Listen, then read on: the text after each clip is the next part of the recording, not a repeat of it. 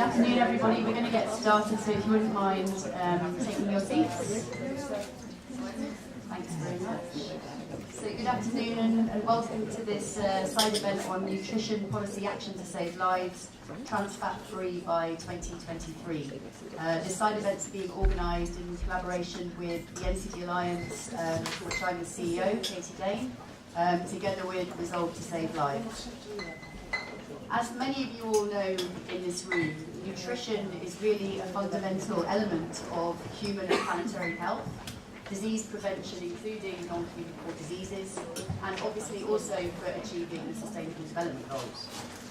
And from that health and disease prevention perspective, we know that 6 out of the 10 top risks for death are diet-related in 2019, and that diet-related non-communicable diseases are really the dominant cause of death worldwide. We also know that a key driver of this situation is global food systems that are really failing to provide people with healthy, affordable and sustainable diets. And also we've got extremely unhealthy food environments for people around the world. So what we're planning to do over the next couple of hours here is to look at a critical component of that nexus between health and nutrition, which is very much focusing on trans fats. As many of you know, industrially produced trans fats are a real major contributor of cardiovascular disease and non-communicable diseases. However, despite the challenge, we really know what works, and we've got evidence and politically and technically feasible solutions. And so what the purpose of this event is partly to do is to really raise awareness of WHO's Replace technical package, which very much brings together these key elements of how to improve the situation around trans fat elimination. We've also got many countries really going in the right direction, and we're going to have speakers from a couple of these countries that are showing leadership in this area particularly. And we've also, as a global community, got a very clear goal. We've got a goal to make the world trans fat free by 2023. So with that in mind, the way that this next couple of hours is going to be working is we've got a series of presentations from a fantastic group of global and national experts. We're going to have, the presentations will include launches of new reports and materials around TFA elimination. And as I said earlier, we'll really be showcasing best practice from the country level because we're keen to be inspiring others to take a similar route. Before I pass over to our first speaker, we're really pleased that we're going to be having Dr. Tedros join us from his extremely busy schedule in the Palais. He's going to be joining us partway through the meeting. So I'd like to pass over to Dr. Naoko Yamamoto, who is the new WHO Assistant Director General for UHC and Healthier Populations.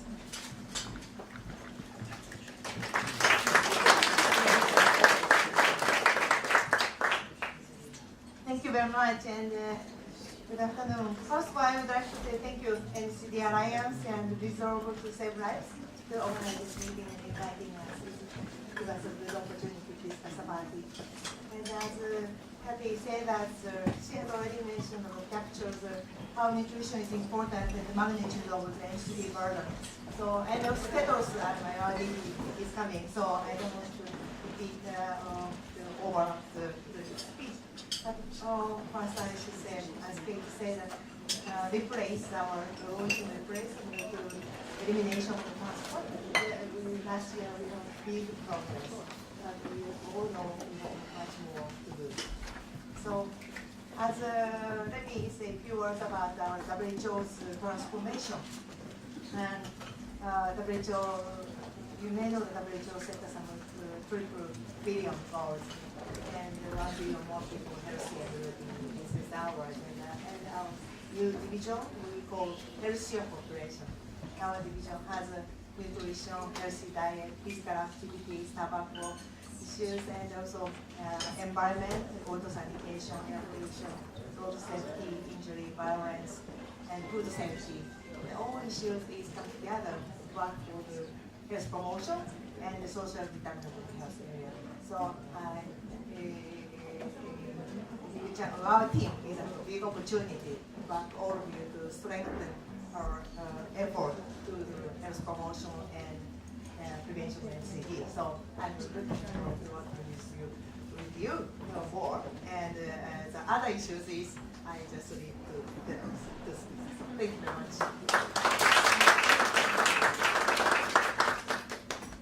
Thank you, Naoko, and we look forward to your leadership on non-communicable diseases and TFA elimination particularly. So let me pass over to our first expert speaker. Really pleased to have Dr. Frieden, Tom Frieden here, who is the President and CEO of Resolve to Save Lives. He really doesn't need much of an introduction, given you all know very well who he is. Former Director of CDC and previous New York Health Commissioner. And he'll be introducing Resolve to Save Lives and Replace, and really providing a bit of a global context of what we'll be talking about today. So, Dr. Frieden. Thanks very much, Katie, and thanks, Naoko, for your remarks. I'll just take through some of the basics here, because many of us know, but it's good to position where we are and where we're going. As you probably know, trans fat is estimated to cause about 500,000 deaths per year. And if we successfully eliminate from the world, over the following 25 years, 17 million people who would have been killed by this toxic artificial chemical will not be killed by it. This is a big deal. It's really important. It's proven to save lives, and it's, I won't say easy, but I'll say it's less hard than other NCD actions. All too often in the NCDs, the concern is that it's like the weather. You can describe it, you can complain about it, maybe you can predict it, but you can't do anything about it. Well, actually, we can do something about it. We can also do something about climate. That's a different talk.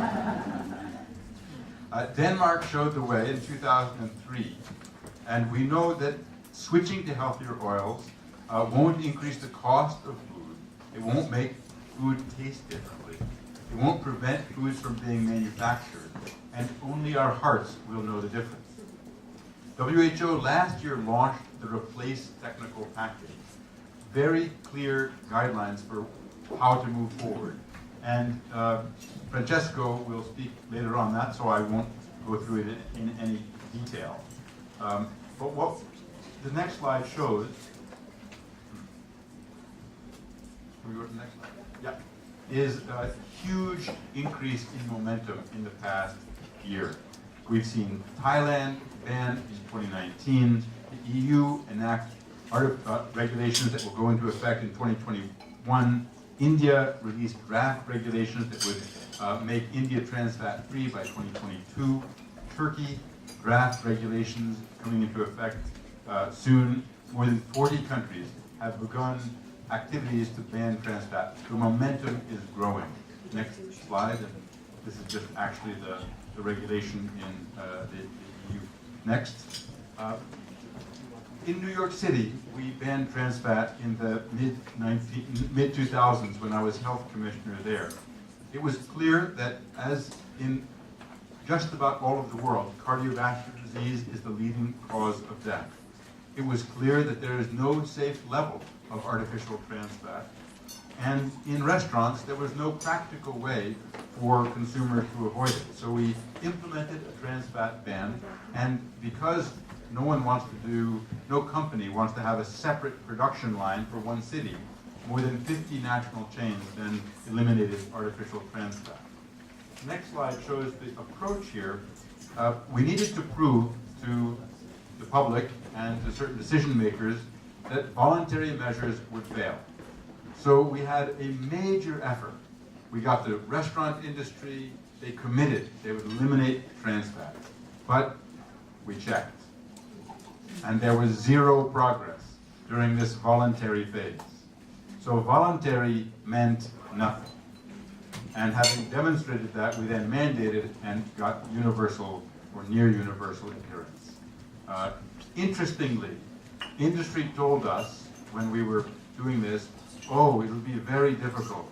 There won't be enough alternatives. We won't be able to make things. It'll be very expensive. It'll cause chaos.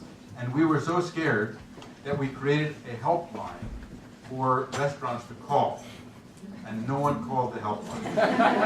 Because all restaurants had to do was call up their supplier and say, send me the trans fat-free version. End of conversation.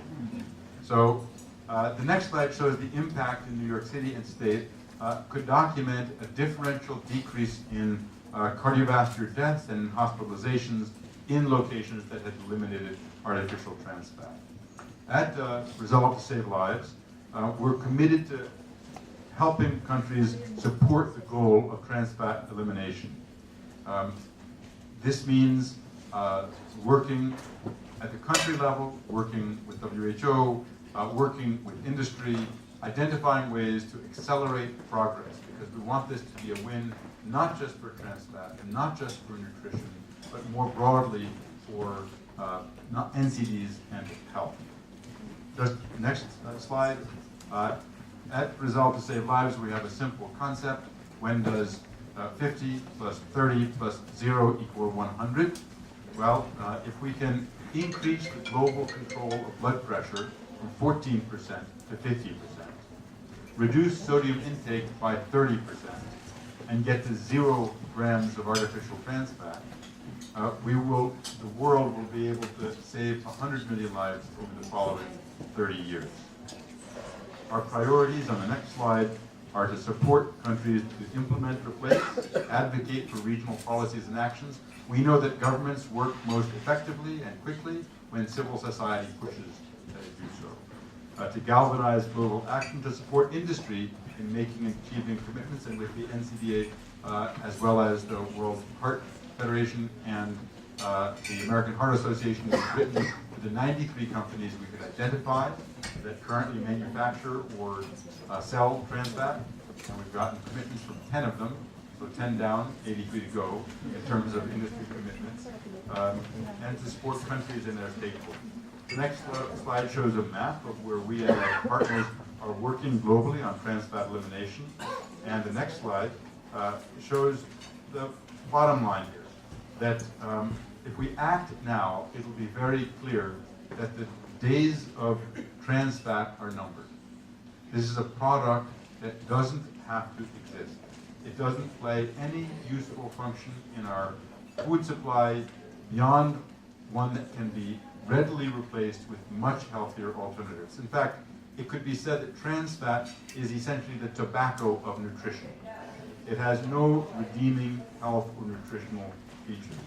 And so we hope that this event and the modules that WHO is releasing today, annual report, which is really a best practice of holding countries and the world accountable for steady progress, will really mark the beginning of the end for trans fat. Thank you all very much.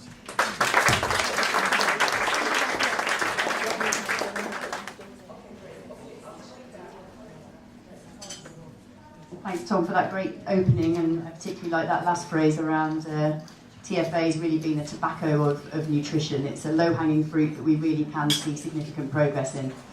So let me pass over to our second speaker, who is Dr. Francesca Branca, who is the Director of Nutrition for Health and Development here at the WHO, who will be presenting in more detail the WHO Replace technical package, as well as the annual report on progress against TFA elimination. Thank you very much, Katie, and thanks NCD Alliance and Resolve to organize this event. I must say that we really owe, as WHO, to this great partnership which we have with the Resolve to Save Life. You know, all the good achievements really are a common achievement for the common goal of public health. I'm trying to get the next slide, but I think this is the voice. You have to do it from there. Oh, from there. Okay, good, thank you. So what I'm going to tell you today is basically the good news that we have done some remarkable progress, and we have in the back here some copies of the first progress report that count down to 2023. We have this goal, ambitious goal of elimination of industrial trans fat by 2023, and so we can tell you what has been happening. We plan to do this every year. This is the first report, so 1 year after the launch of the Replace package. It's telling what is the situation, but also what are the next steps. Next one, please. So what has happened? But first of all, the status of the art is that we are 1/3 in this path towards global elimination. So we have 28 member states covering 31% of global population that have set up some form of measures to eliminate, to legislate, to ban trans fat. And in this year, we have seen some concrete progress. So 6 countries have actually enabled legislation, but 24 have put in place measures that will come into effect in the next 1 or 2 years. Normally there's a grace period for this legislation to be implemented, and this means that in 2 years' time we'll probably have another 700 million people covered by that. And this is a lot due to some very interesting development that took place at regional level. Certainly the European Union decision to legislate was very important, but we have a lot happening also in the Gulf Cooperation Council, in the Eurasian Economic Union. So, we'll have to carefully follow those processes. I also must say that there has been some response from the industry, and clearly the fact that the regulation is going so quickly is pushing the agenda. But I must say that the 12 large companies part of the International Food Beverage Alliance, they've delivered to WHO a pledge to virtually eliminate, so basically to reduce the contents of trans fats in all oils and fat, in all products to less than 2 grams per 100. Next one, please. But still, there's a lot of way to go. Clearly, 2/3 of the population is still uncovered. Some countries actually don't realize that either they have the challenge or they're going to have the challenge if particularly high-income countries are covering their population. So there is a risk that certain products might be dumped from them. So you see, this is what the report is telling us, that still in low-income countries, low-middle-income countries, the regulator actually is not in place. Next one, please. And this is the map. This is what we call the scorecard. It's again in the report. You see the dark green countries are the countries where we have the ideal legislation. So the one that really providing the best coverage to the whole population. The light green part, the next good item. And then you have the yellow and the orange. The orange means that something is happening, but it's still there's a will to do it. There's a national legislation, but not yet, national policies, but not yet legislation in place. And you see there's a lot of white areas, so that's where action is to take. We have also placed a dot, the red dot, on the countries that have some regulatory, some monitoring mechanism. And actually monitoring the implementation is a critical element of our path. Next one, please. So what we envisage for the future, that certainly the mandatory limits are implemented, that countries who have done the work could actually help the others and share their experience and support the implementation. And then definitely we have high expectations of industry group. We have set up an accountability consortium, so there will be an independent monitoring of the compliance of the Next one. But the other good news that I have, I can share with you today is the fact that we have now completed the work to roll out the whole package of repair. So we have actually detailed information on the different policy steps that are required to set up an effective implementation. We have this 1, 2, 3, 4, 5 modules. That tell us 6 modules, of course, that tell us what is the way forward. The first one is the review module, that, next one please, that tells us what is how to do a scoping of the situation in terms of the presence of trans fat, but also in terms of the policy environment and how we can build on the existing national systems to then set up an effective legislation. Next one. The P module is critical because the P module is about the replacement of trans fat with healthier oils. And we certainly don't want to see a replacement with oils that are containing high levels of saturated fat because that will not bring the desired health effect. So the the module actually gives some very detailed suggestions on what are the options for replacement in different categories of fats for home use, for industrial use, softer or harder fats. Next one, please. The end module is, of course, also a critical one of the package, and it explains what type of regulatory mechanism can be put in place. It explains what are the conditions to put in place those mechanisms, and gives a lot of good examples that could be used. So there's materials attached to the modules that one can look at. Next one. The assessment module is very detailed. It gives information on how to monitor trans fat in food as well as in human population in biological samples. There are very detailed analytical protocols attached to it that can be used by local laboratories. Next one. Clearly, we need to, the elimination of trans fat it requires policies, but having awareness in the population, having awareness among the different stakeholders is a critical step. So there is a module that explains how to create that awareness, and there's been some very interesting work done also to develop some examples of, for example, public service announcement that could be used in describing the negative effects of trans fat and therefore advocate for action. Next one. And the enforcement module tells how to make all this work and how to set up compliance mechanism for the legislation to be enacted. Next slide. So we are actually very optimistic. We are very optimistic that we can achieve this goal by 2023. So we have a progress report that we're going to have every year.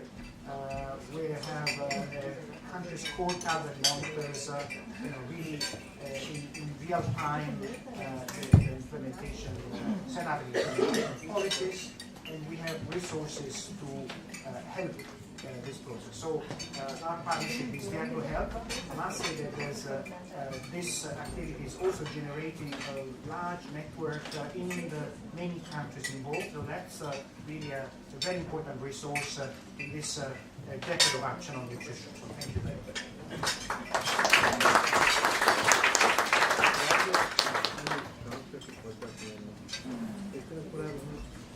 Thanks, Francesca. And I think it's actually really good to have some optimism for a change in the NCD space. I think so many times we're looking at the dismal picture and the challenge ahead of us, but in this particular area, it's really good to see some great progress and optimism in this space. So let me pass over to our third speaker, who is Professor Shauna Downs, who is an assistant professor at the Department of Urban Global Public Health at Rutgers University in the USA, who will be speaking to us about TFA policies within the broader context of food systems, food policies, and the Sustainable Development Goals. Thanks, Katie, and thank you for the invitation to speak at this great event. Okay, next. Sorry, I have some animation on my slides too, so this might be a little annoying. Okay, so I thought I'd start off by just describing what the food system is. So food systems are really central to healthy diets. The actions and policies and incentives and disincentives throughout the food system really influence the availability, affordability, and acceptability of the foods that we eat. So this is from the high-level panel of experts report on nutrition and food systems, and it has the drivers of the food system at the top. So these are things like urbanization, globalization and trade, climate change, and those drivers influence the food supply chain, which includes agricultural production all the way down to retailing and marketing, as well as the food environment. And the food environment is where consumers interface to make decisions about which foods to buy. So these all have implications for our diets, which influence nutrition and health outcomes, but also other outcomes such as economic, social, and environmental. And that feeds into the SDGs. Next slide. So when we think about the SDGs, we often think about, and nutrition, we often think about SDGs 2 and 3. Next. But actually, if we're thinking about trans fat elimination or thinking about nutrition from a food systems perspective, it actually touches most of the SDGs. So just to give you a couple examples related to trans fat elimination, SDG 2 is about reduced inequalities. When we're thinking about trans fat policies, if we have something like a labeling policy rather than a mandatory limit, that allows trans fat containing products to remain on the market. And those products tend to be cheaper, and they tend to also be more widely available in lower socioeconomic groups. So that can exacerbate inequalities or inequities. From an environmental perspective, the replacement oils that are used when reformulating products that contain trans fat, those also have environmental implications. So that can touch on SDGs 13 and 15 related to climate change and sustainable agriculture. So for example, palm oil, which is high in saturated fat, so from a health perspective, it's not the best replacement oil. It also isn't great from an environmental perspective. So we know it's associated with huge losses in biodiversity. Next slide. All right, so I'm going to talk more about the food system related specifically to trans fat. So when we're thinking about the drivers of the food system that influence trans fat in our food supply, one thing is import and export policies. So when we're thinking about replacement oils in particular, if there's high duties or high tariffs on oils that would be considered healthy replacement oils, this creates a disincentive for using those oils. So for example, if the duty on sunflower oil is really high, that might make it too expensive or prohibitive for companies to reformulate using those products. Also, having appropriate access to technology and infrastructure is really important, particularly for smaller industries. And then social and cultural norms related to edible oil consumption is also an important consideration. And that goes back to what Francesco was just talking about in terms of public service announcements and creating increased awareness related to trans fat. From a food supply chain perspective, the production of replacement oils is really important. So obviously I mentioned imports, but also domestic production of healthier oils can be really important, and ensuring that there's incentives for that production. Also transparency in distribution channels. So edible oils are often plagued with mislabeling and adulteration. So ensuring that there's adequate enforcement in countries, particularly those with really large informal food sectors, is really important. So it's obviously important to have trans fat regulation, but also to have the enforcement capacity to be able to enforce that regulation. And then lastly, from a food supply chain perspective, having sufficient product reformulation capacity is really important. And again, for smaller scale industries or smaller and medium-sized industries, this is quite important. When we're thinking about the food environment, having affordable, healthy alternatives is key, and that can be influenced both by the drivers of the food system and also the food supply chain more broadly. Also the presence and accuracy of labeling. So as I mentioned, in countries with high informal sectors or large proportions of the food sector that are informal, having labels can be really helpful. So ensuring that there's strong regulation towards labeling and then also enforcement is particularly important. And then creating knowledge related to those replacement oils. So that obviously influences the quality of fat intake. Next. And also impacts on health outcomes, but also on equity and the environment. So I'm just going to pull this all together and use an example from my PhD work in India that's using this food systems approach to think about trans fat regulation. So just a few key contextual issues to start off with. In India, there's a huge informal food sector. There's limited enforcement capacity, although that's changing towards the better.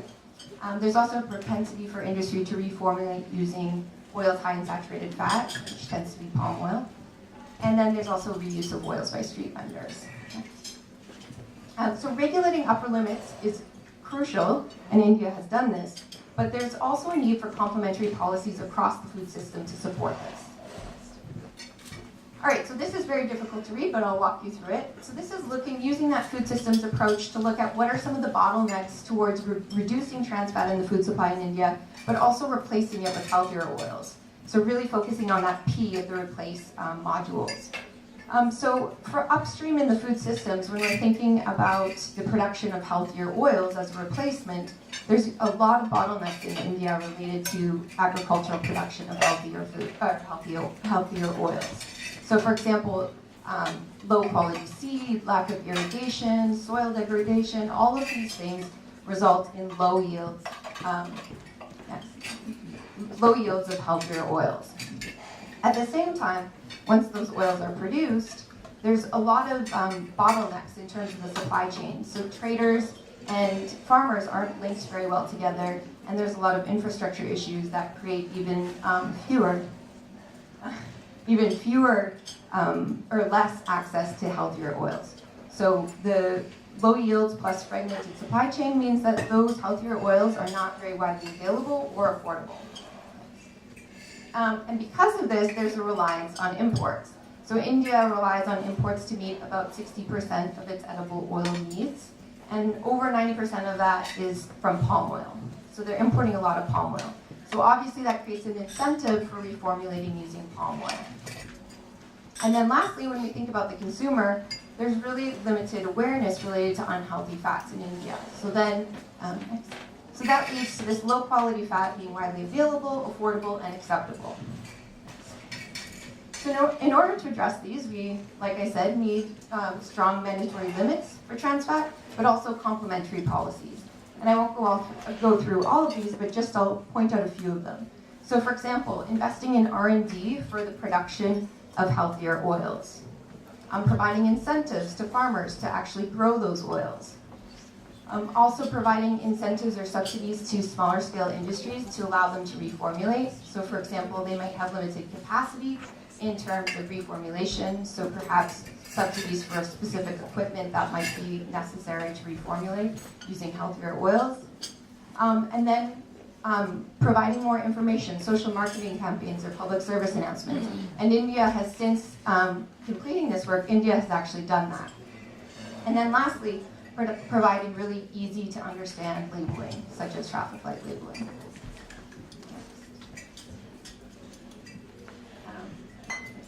All right, so just my key messages related to this work. So trans fat elimination policies should be complemented with food system-wide interventions across the food system as a whole. And so that will involve various food systems actors. And applying a food systems approach to trans fat elimination has the potential to go beyond addressing SDG 2 and 3 and address further of the SDGs. So on that note, I'll end. Thank you very much for your time.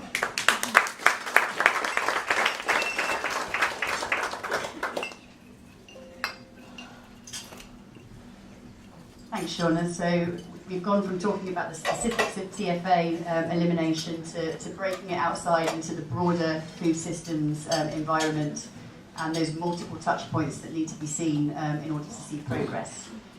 Now we're going to slightly shift gear with our presentations. We've had our presentations that cover the kind of global landscape and the global context. But now, as I said at the beginning, we really want to focus on success stories at the country level. I just want to flag to you before I introduce to our next speaker that you've all got a report on your tables called Trans Fat Free by 2023, Case Studies in Elimination of TFA, which we at the NCD Alliance, together with Resolve to Save Lives, have just launched.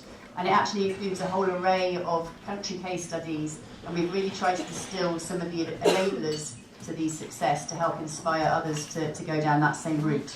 So please take a look at this after the event. But one of those case studies in the report is Slovenia. Slovenia is one of our real trailblazer countries when we're talking about elimination of TFA.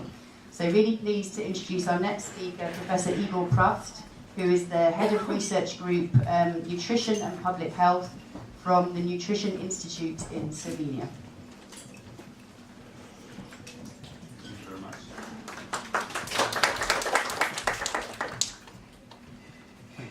For inviting me here. It's a pleasure to share our experiences in, banning trans fats on the country level. For those, next slide please. For those who don't know where Slovenia is, it's a rather small country in the middle of Europe. We're bordering Italy, Austria, Hungary, Croatia, and the Mediterranean Sea. The population in our country is only 2 million, and we're a member of the European Union since 2004. Next slide, please. So when we maybe first I just present you what are the rules currently applicable in Slovenia. The rules on the maximum permitted level of trans fatty acids in foodstuff were accepted last year in March and are fully applicable since April of this year. And the limit there is 2 grams of trans fatty acids per 100 grams of fats, excluding naturally present trans fats in foods. Well, the point of departure for this regulation was Danish example. We heard that Danish was the first country which regulated this, but we made a considerable difference in our regulation. The Danish regulation is applicable only to foods which are sold to consumers, while Slovenian regulation also includes foods which are sold to the food industry on bulk. So if, let's say, small food producer, which we found were maybe more risky to use trans fats, so if those producers are buying any kind of fat, now they are not able to buy fat which contains trans fat. So this was, how to say, a way of going towards trans fat reduction in a way to reduce the cost of for authorities to do the sampling on the market. I also need to note that the regulation is applicable for all kinds of foods, so not only for pre-packed foods or foods which are sold in stores, but also the foods which are sold in restaurants. Next slide, please. Just for background, I noted that Slovenia is for years part of the European Union, and we heard that trans fats were, how to say, listed as unwanted food ingredient back in previous century, and Denmark banned them regulatory over 10 years ago. And after then, in Europe, mostly the countries were, how to say, living in a world when we thought that we don't have problem with trans fats anymore. So because of this, because we thought that we don't have a problem, there was no strong, how to say, initiative to introduce this ban. However, things changed in year 2014. Next slide, please. When Professor Stender from University of Copenhagen published his research, in which he visited, well, he did a study within which he visited all capitals of the European countries, and he did an analysis of many biscuits which were on the market. And while the research showed that in Western countries there was, how to say, no more cookies with trans fats, there was quite some European countries where he was able to find those foods with trans fats, and we were quite surprised that in Slovenia, you have Ljubljana there, was among them. I give him a call. Please stay on this slide. This is the correct slide. you were, go ahead. So what I did at that time in 2014, I gave a call to Professor Stender. We talked about his research, and he mentioned me that the results which were published were for year 2012, and he mentioned that he also did a same study, so he repeated the study 2 years later in 2014, and here are the results, which were not public at that time. So he was able to show that in many countries the availability of trans fats in foods increased considerably in 2 years. So this was the study which was repeated with the same methodology, and it was cause of concern in our case. So this was a clear indication that we obviously need to do something. Next slide, please. However, the advocacy of the trans fatty acid limit was very difficult for us because of the regional policy. I mentioned that we are part of the European Union, and being a part of EU, we needed to be harmonized with European regulation. And because in European regulation you have strict rules which are, how to say, made to avoid, which make possible, well, there is a free market, just to be short. And when you do a national rule, you need to show, to prove that you are protecting human health. So you cannot just make up a new rule for everything that you have in mind. You need to have scientific data that this rule is appropriate for the target that you are trying to reach. And the problem that we had is, was actually that the data was only available for biscuits. So why to do a whole regulation only for biscuits? So this was part of the problem.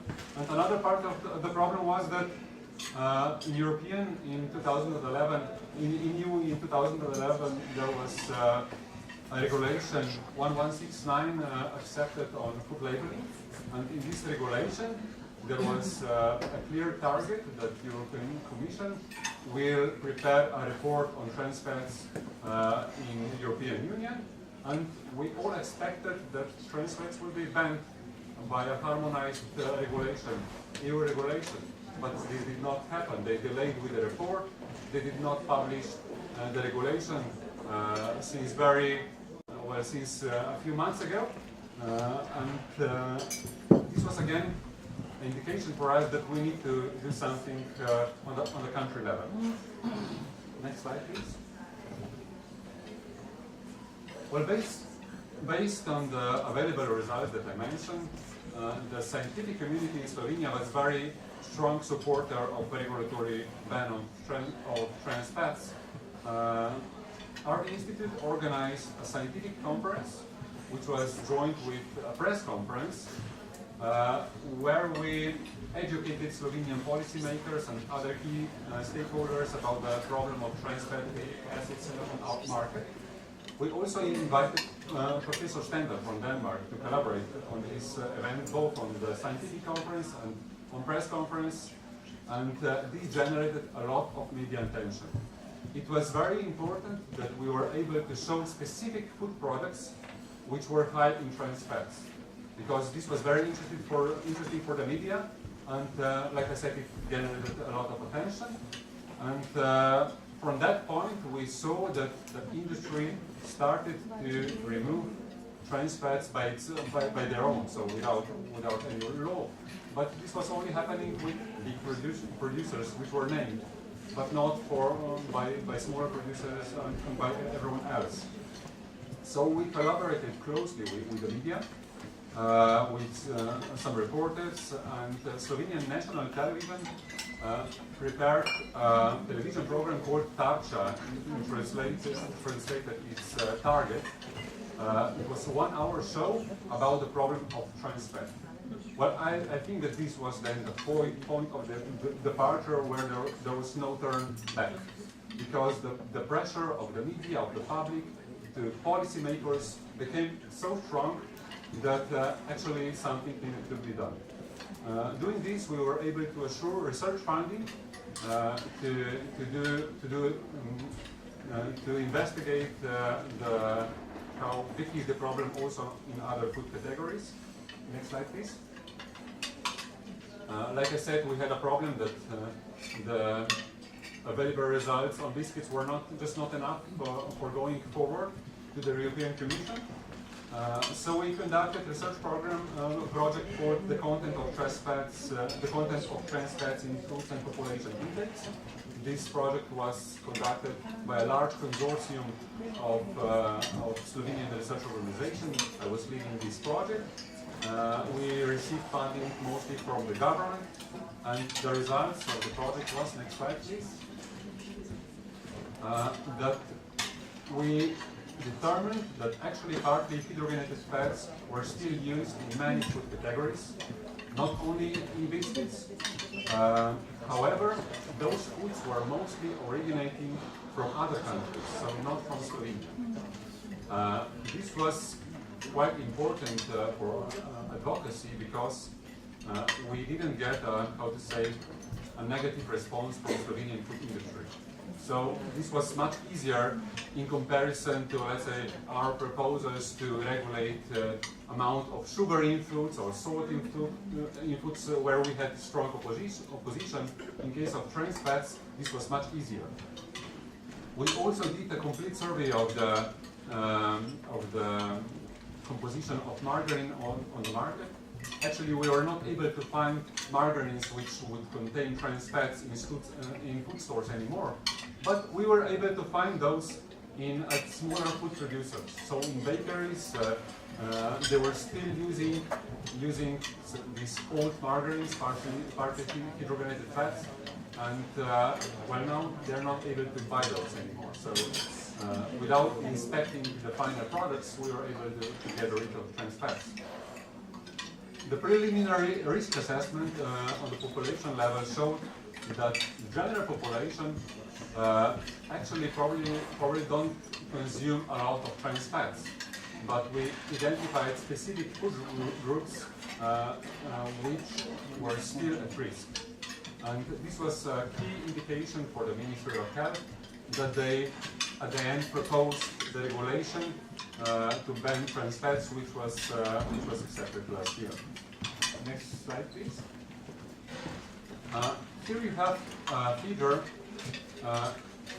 how our communication, how effective was our communication in the public debate of the trans fatty acids problem. In 2015, when we organized the first press conference, we started a systematic approach to inform the media about this problem. I think this is the key. So one important thing when you're doing advocacy is to have real scientific data. So you need to have something that you talk about. And the other equally important part is to communicate this result well. Not only in scientific literature where we of course did peer-reviewed publications and everything, but you also need to take care of the general public, of the media, because they are, how to say, they are the more important pressure to the government than papers published in scientific journals. And we were able to do this. And if you see after 2015, the communication on trans fats started to be considerable. It peaked in 2016 when we had a mid-conference with project results. And after that, I think the decision was definitely taken that Slovenia will decide to go and ban trans fats. Next slide, please. So our newest research showed that in many food categories, the use of partially hydrogenated oils is lowered even before the regulation comes into effect. But we would never achieve this level if we wouldn't have regulatory rules at our backs. So I think that regulation here is essential if we want to cover the whole market. Otherwise, like we heard, we will not protect those most socially, how to say, debris, because goods which are produced with partially hydrogenated oils can be actually cheaper, and I think this is the major problem. It was also very important that the regulation clearly defines the authority, so who is doing the control, and one important thing is that if the authority now finds a product which contains more than 2 grams of trans fats, they remove this product from the market, so they're doing reports. And this, I think, is much stronger punishment for food producer than just getting a few thousand euros of fine. Because recalls are then, again, how to say, they attract media attention, and responsible food producers don't want to have those recalls. So I think that in, how to say, more developed countries, this is important things to have in mind However, in less developed countries where control is maybe less developed, other approaches are needed. Thank you very much for your attention. I hope you heard anything new.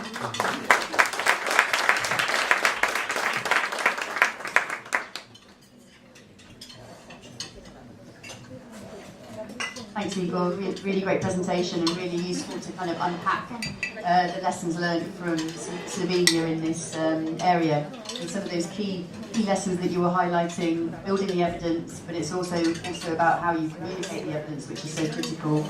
Learning and taking lessons from peer countries that have done the same. The importance of working at the regional level as well as national. And then obviously the instrumental role that the media can play in helping build awareness and demand for the policies that we're trying to enact. So now let me move on to our final speaker, who is Mr. Faisal Fahad bin Sunaid, who is the Manager of Healthy Food Programs, Saudi Arabia Food and Drug Authority, who will be talking to us about the experience of Saudi Arabia's TFA policies, as well as reflections on the Replace Action Package and modules. Thank you so much, Katie. First of all, good afternoon, ladies and gentlemen. And I would like to extend my sincere appreciation and gratitude for the Untitled Chapter Alliance, with collaboration with the Resultative Lives, for the kind invitation to present to you today the experience of Saudi Arabia regarding trans fatty acid policies. Excuse me. If you allow me, I would like to be away from the podium. I don't like to be restricted in the podium. I would like to move freely. First of all, I will give you just a short or brief about Saudi FDA. What is Saudi FDA? Basically, Saudi FDA is a regulatory body in the kingdom, which is established by the Council of Ministers in 2003, with a mission to be a leading international science-based regulatory body in the kingdom to promote and protect public health, and also our mission is protecting the community through effective regulations and control on the safety of food, cosmetics, drugs, medical devices, and feed. So, I will just give you a hint on the sources of trans fatty acids. Just I would like to shed the light on something, that 80% of our food in Saudi Arabia is being imported. So that's actually a huge number in Saudi Arabia, that we are importing almost like 80%, most of our food being imported. So we looked into the FDA, US FDA, on the sources of trans fatty acids in the food that we have over here.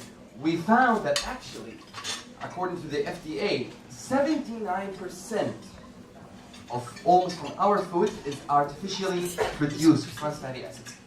And the rest naturally occurring, and we know that it's actually basically from dairy products and meat. And let's hope today our food actually in here in the restaurant is actually trans fatty acids free. Let's hope so.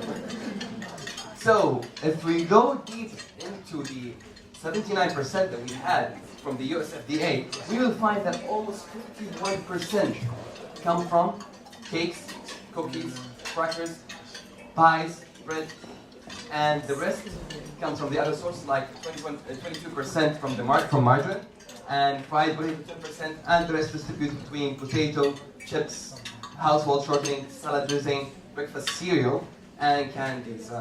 Candies is the main problem for us.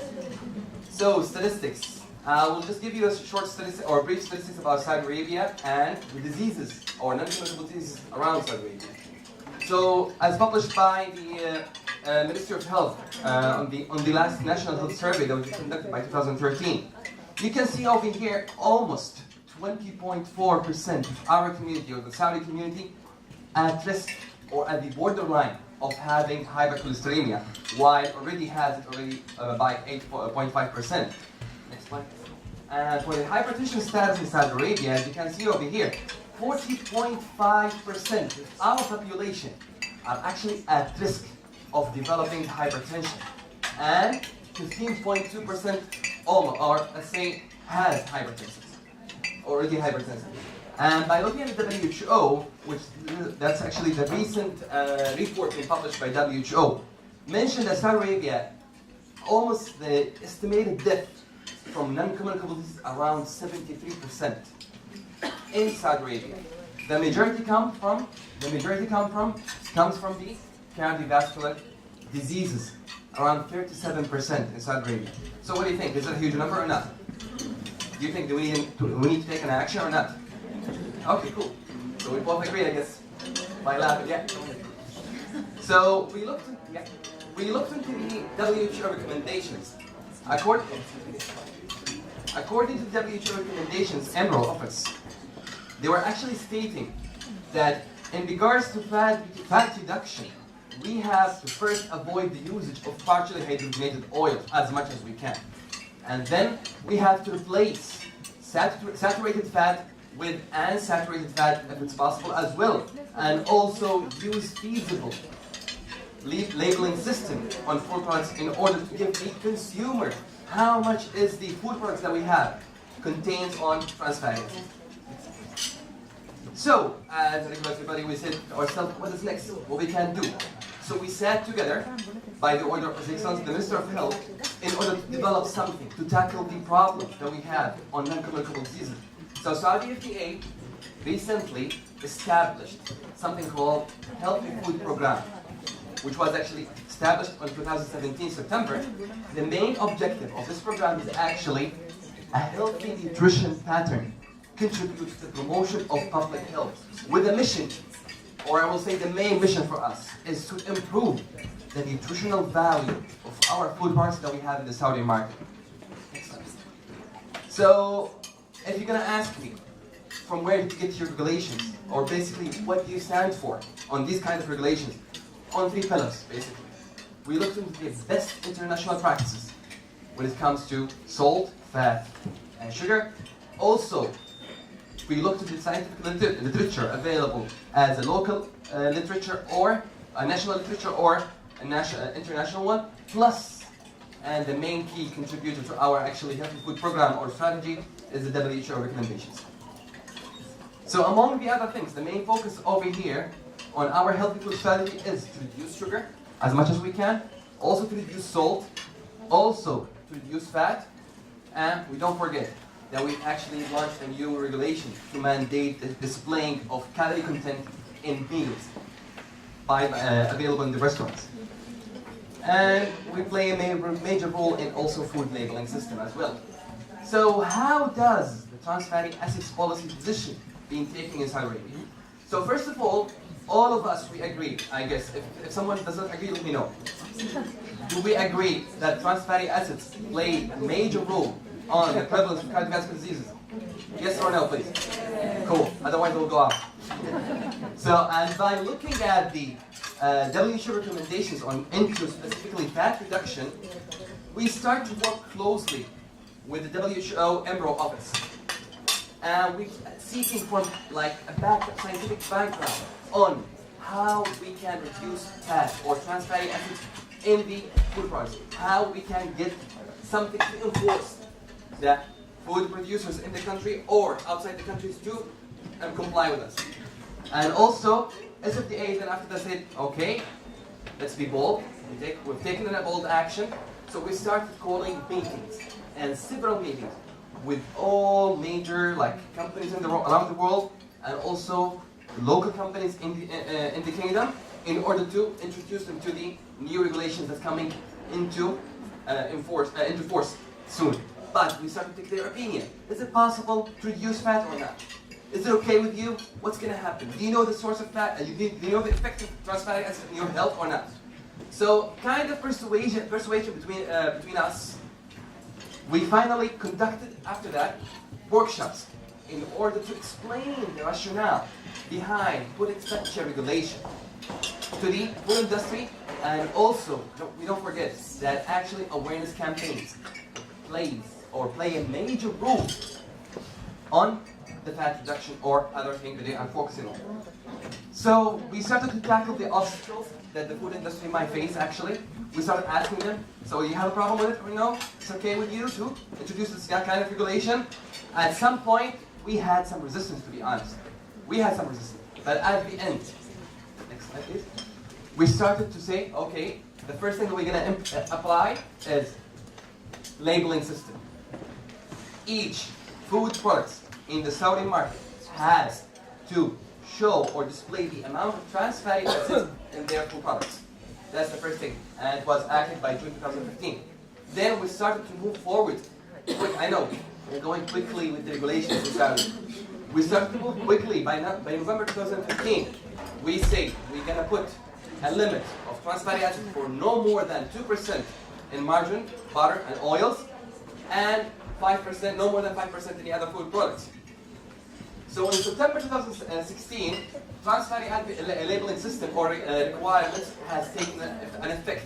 And if you go down to the Saudi market, you will see that actually trans fatty acids is among the nutrition facts. Then on November 2017, the law or the policy regulations in regards to trans fatty acid limits took an effect. Then after that, okay, we sit a while, we leaned back in our chairs and we said, let's do something in order to make sure that actually the food producers are actually complying with us. So after almost like 5 months from the effective date of the new regulations on trans fatty acids, we started doing an inspection campaign. Actually, I've supervised it by myself. It was really headache. So we had to go to all food markets in Saudi in order to get to analyze. I'm talking about laboratory analysis. We've done a laboratory analysis on the food products that we had, and we found almost, I would love to say 95%, which is almost 94.7% of food products that we have in the Saudi market actually met the requirements that we put. So it was like a promising thing for us.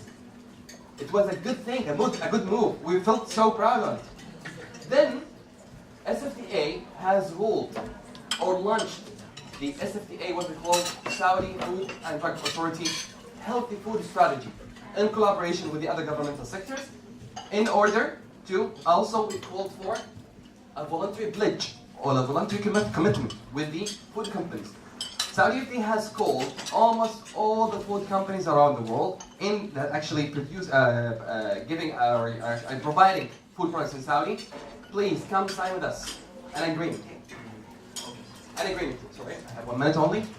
So on December 2018, we started to think, since we have a good actually compliance by food products on the trans fatty acid limits, we decided to ban the use of partial hydrogenated oil on December 2018, and also once we signed the voluntary agreement with the other companies, they committed actually to provide to us less than 1% of partial hydrogenated oil in their food products. And inshallah, I will say by January 2020, no trans fatty acids in Saudi Arabia will be industrial trans fatty acids in Saudi Arabia. Just a quick review on the role of Saudi Arabia or role of Saudi FDA among the GCC level. SFDA is a member of the GCC Standards Organization, which the GSO purpose or main objective is to standardize and unify the whole standards around the region in order to make it as a one-country standard. And also upon drafting any regulation, Saudi FDA, upon drafting any regulation, a copy of the first draft will go directly to the GSO member. Of course, among the other things, we have to distribute to all food companies as well. And there is an annual plan at GCC level for technical regulations and standards. What we sit all together as GCC countries and discuss this regulation could be implemented or not. Can we introduce a new regulation or not? Can we set a new limit or not? This kind of thing. That's actually the last thing. In case of Saudi Arabia has to intervene to tackle any problem or any urgent matter, and food policy plays a major role on it, usually Saudi FDA will act on it, since we are the regulatory body in the kingdom. And all GCC countries are free to adopt this kind of regulation. Thank you so much.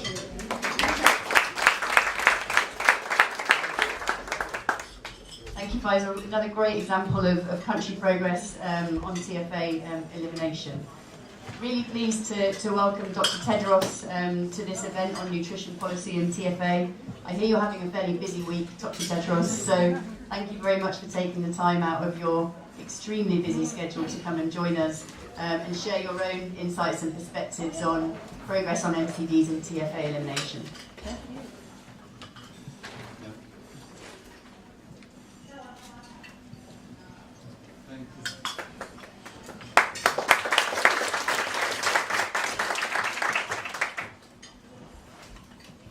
Thank you. I have been complaining almost the past 3 days because communication is one way. I only speak, I don't listen, which is dangerous. First of all, I'm glad to be here. This is a very important subject matter, as you know.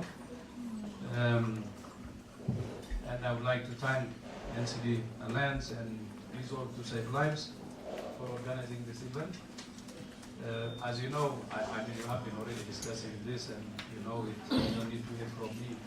Our NCDs are actually the world's leading cause of death now, and it's a problem in all countries, in high-income, middle, or low-income countries. And in 2016 alone, 14 million deaths. It's unacceptable. And especially cardiovascular is a major killer from the leading cause of deaths, non-communicable diseases. And then, of course, trans fat. We're getting the details of it. Discussing also with the minister. His commitment is really strong, the Minister of the Kingdom of Saudi Arabia.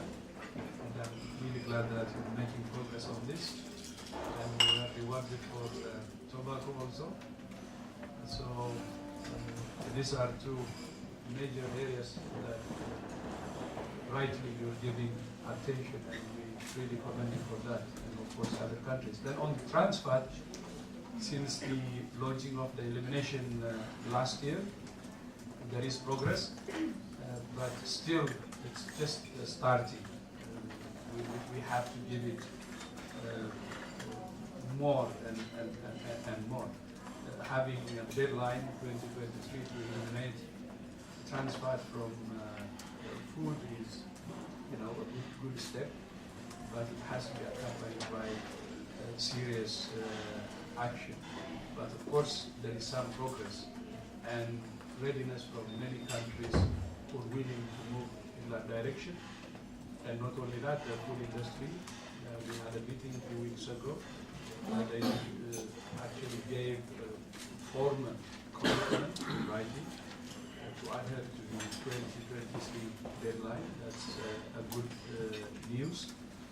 And in addition to that, we are launching detailed now replace operational guidance, which will really help. Now the strategy should be like what Saudi Arabia is doing, ownership by each and every country. So country by country by country, that's how we win this fight. And have the elimination of trans fat by the set date, or for some countries even before that. So we have the operational guidance. Now what comes next is to get more countries, country by country, and fight aggressively. So thank you so much for your support and commitment to this issue. And I would like to assure you that I'm on your side to do all my best. But I would like to give my special thanks to my brother, Tom Frieden, for your leadership. Thank you so much.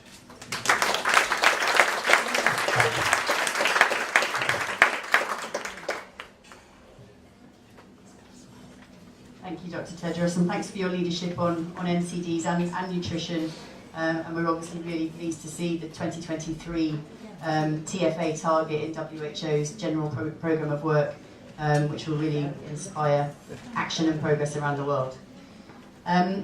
We have around 10 minutes left of our event, so I'd really like to open it up to the floor for questions.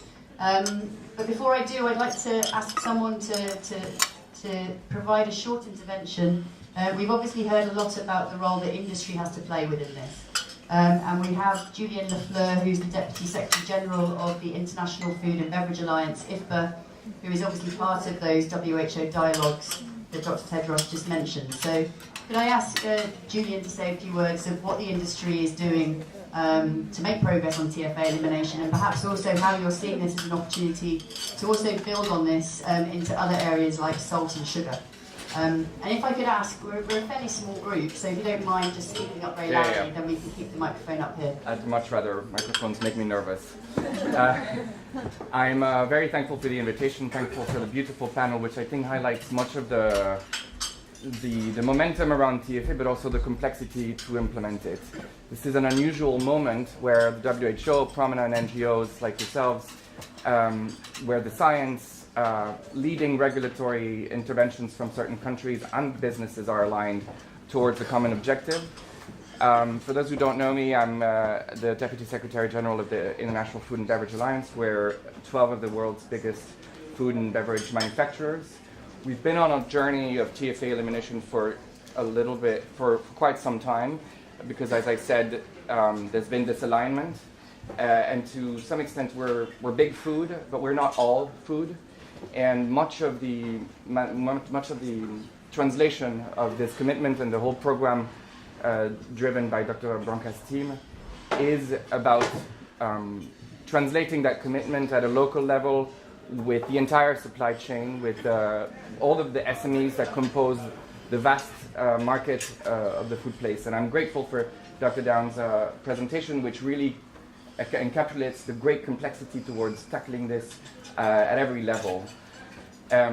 We are committed to helping Resolve to Save Lives and the WHO at a local level to share the knowledge that we've developed over decades to transfer slowly towards healthier oils. It's very difficult.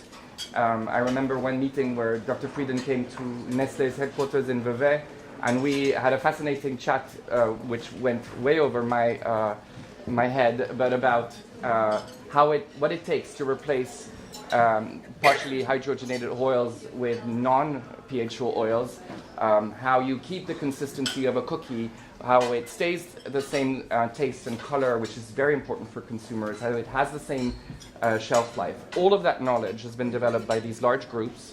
We commit to sharing it within the framework and the constraints of the WHO and Resolve to Save Lives initiatives. Commit to sharing that knowledge with local manufacturers and local food industry organizations and small players. For me, this beautiful moment, this unique moment where this partnership is happening is a manifestation of Dr. Tedros' leadership and openness towards partnership. And indeed, my hope is that it will give the right impetus for the business community to see where the inevitable wind is moving and where some movement will be necessary in other areas. Trans fat, as you pointed out, is a low-hanging fruit. It's a meaningful one, but it's a very low-hanging fruit. It takes NGOs that have the willingness to understand the business realities. It takes the leadership and the understanding and the openness of structures like the WHO, and of course the momentum and the leadership also of leading business structures. So I hope that we'll be able to achieve that in the many years to come on labeling, on other nutrients of concern, on marketing, even though those are already areas where my group is providing some leadership. So anyway, I'll stop there, but it's very encouraging, and I hope it ushers a new wind of more collaboration, more partnerships, all of that in the spirit and mindset of the Sustainable Development Goals. Thank you. Thank you. And I hope you'll be working with us to make progress on what Tom said earlier about 93 companies and the fact that 10 have already made commitments, so looking forward to that. Let's open to the floor for two very short and succinct questions. And please, when you introduce yourself, say your name and which organisation or government you're coming from. Yes, at the back, and we'll take them both at the same time and then we'll come back to the panel. One other question? Yeah, back there. And again, if you can speak loudly. Yeah. So, my name is Clea Kaska-Cook. I work for Cargill. And I wanted to say, so also private sector representative, I just wanted to say thank you for leading this and for bringing this group together. One thing is we see a need to actually advance industry-wide supplier dialogue. So it's great to see this effort already happening from the more consumer-facing companies, but also suppliers to be involved in this dialogue. So this is something where we would like to provide technical expertise, but it's really where do you see this movement happening within the supply chain? The food systems approach was targeted, but really what's happening across different supply chains? Thank you. Thank you. And then second question at the back there. Hello, my name's Julian. I'm at World Food Programme and intern there. Thank you again for a wonderful panel. I wanted to ask, what are the parallels and divergences between this movement and the movement to address sugar-sweetened beverages and sugar in general. We've kind of touched upon that theme already, but sort of thinking about how both trans fat and sugar has been described as the tobacco of the food industry, given that there are few redeeming factors and a strong contribution to non-communicable diseases. I'm curious, for example, how trans fat, we've mostly pursued a ban strategy versus taxes for sugar-sweetened beverages. Again, what are the ways in which we can learn from this lesson and vice versa? Thank you. I'll pass it over to Francesco to answer.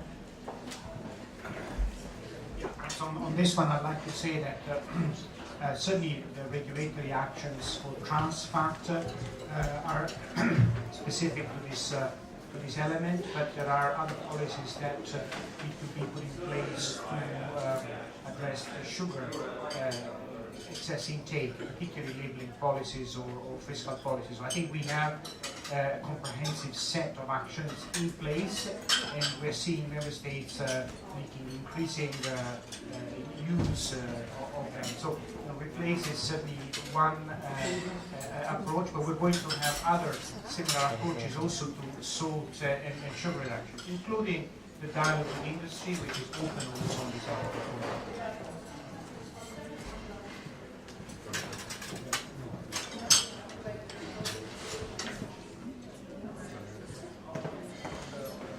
I can make one comment related to the supply chain question or comment.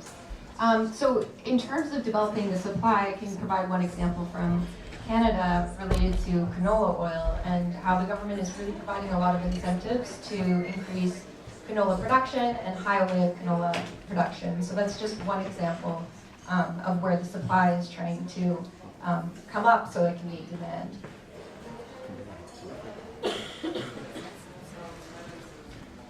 Great, thank you. And unfortunately, we have run out of time.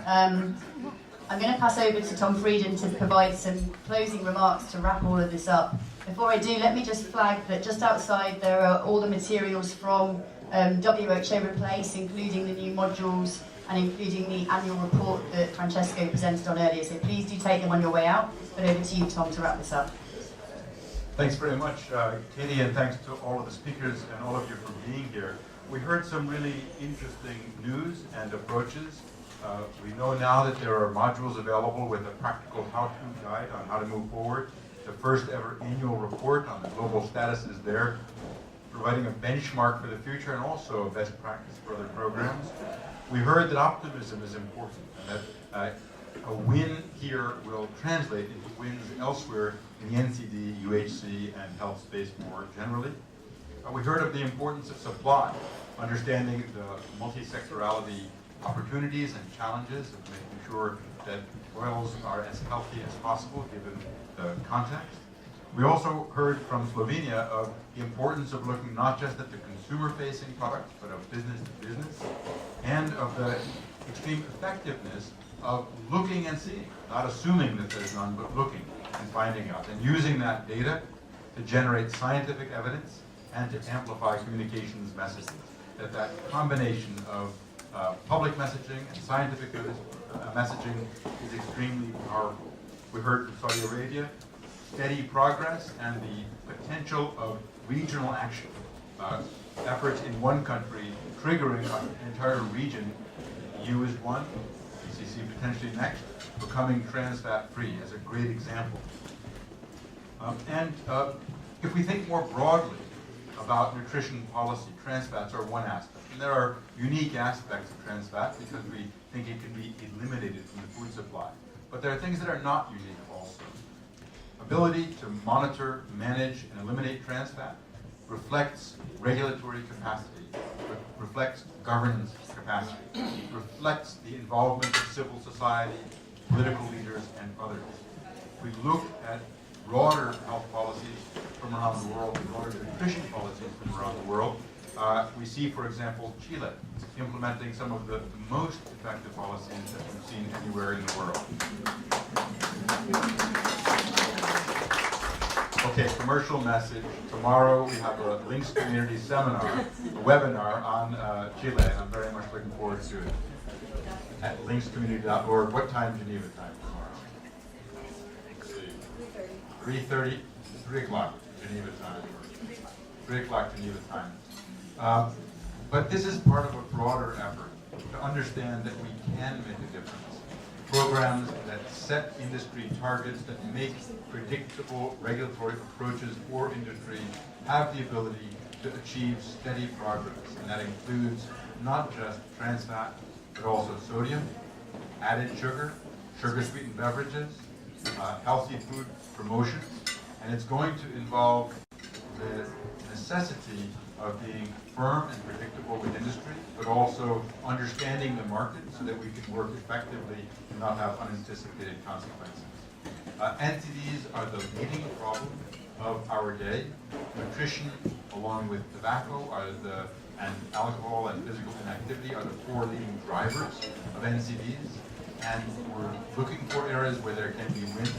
We see in tobacco, and since we're calling out countries, I want to mention Brazil has sued the tobacco industry today to recoup the funds that are being spent caused by this deadly product. And food industry, be careful. You don't want to be in the tobacco industry's shoes in the future. But really, we see the potential for lots of progress. NCDs can be addressed. It's going to take a combination of rigorous science, operational excellence, and political leadership. And as we get the world toward a trans fat free 2023, this will be not only a great legacy for Tedros and WHO and Francesco and Chizuru and their team, but also an important beginning of broader success in nutrition and health and NCD policy. Thank you all very much.